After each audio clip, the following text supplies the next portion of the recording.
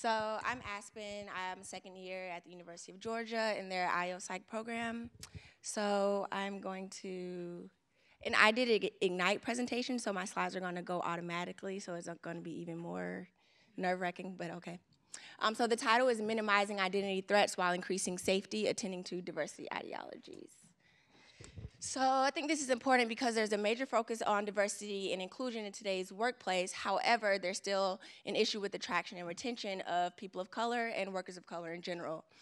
And diversity ideologies do influence our persistence and performance in organizations, and also when blacks and other people of color are in the workplace, they have a problem getting in certain leadership positions and also getting in certain industries at all. And when they are placed into those positions, they have feelings of distrust or discomfort because they are largely surrounded by their white counterparts. So that's why I think it's important for organizations to pay attention to the messaging and the artifacts that they put out about their job or certain positions to better attract people of color. So diversity ideologies basically are implicit beliefs that can guide how an organization chooses to manage diversity. So the two main ideologies in American society are colorblindness and multiculturalism. And colorblindness basically says in an organization that we should suppress any of our differences and ignore them because they aren't of the main importance. Instead, we should just focus on us as a whole, as employees, a part of X organization, or as the general human race. And they do have negative impacts for racial minorities and workers of color in general. It signals identity threats, and it increases their expectation of discrimination in their workplace, and it decreases their expectation of success in the forms of group and task performance. Multiculturalism, so therefore multiculturalism has been adopted by a lot of our organizations, and it appreciates racial and ethnic and cultural diversity, and it also highlights that differences are a strength. And it has positive implications on racial minorities and workers of color in that it increases our engagement and our belongingness and our safety in organizations. And this may be partly due to sense making.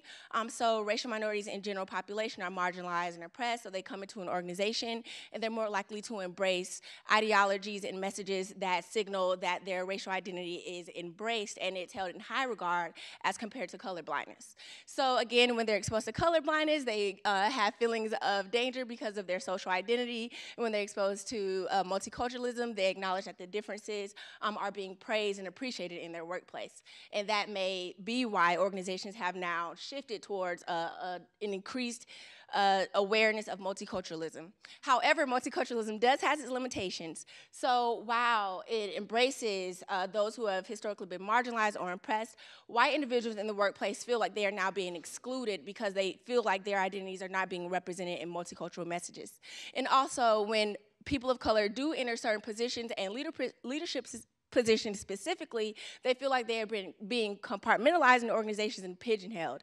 So they feel like they're being hired solely because of their racial identity and not because of the skills, qualifications, and efforts they put in.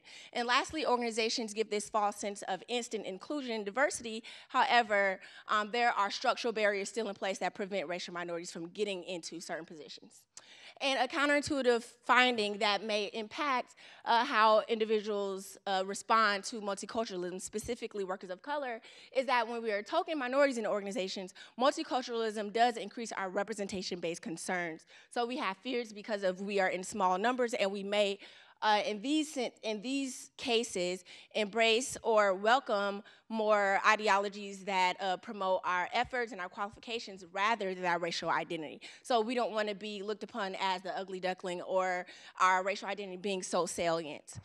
So this is just a counterintuitive finding. So some research that I want to do for my dissertation is look and see if there are any additional unknown factors that may contribute to any counterintuitive findings for racial minorities embracing multiculturalism. And this may be racial identity development, effects of our career path, so being in diverse career paths versus those that are largely white dominated, and then the issue with white women embracing colorblindness more so than they do multiculturalism. So ways of enhancing multiculturalism, we should enhance collaboration by incentivizing majority group members and leaders in the organization to partner and mentor with racial minorities, and also stress eliminating barriers for racial minorities rather than reversing roles, so our white counterparts don't feel like they're excluded in this particular ideology.